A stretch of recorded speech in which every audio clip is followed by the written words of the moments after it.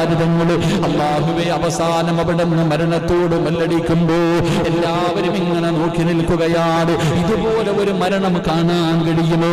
വളരെ അത്ഭുതമാണ് എന്റെ പ്രിയപ്പെട്ടവരെ. ഇങ്ങനെ ഒരു മരണം കാണാൻ കഴിയില്ല.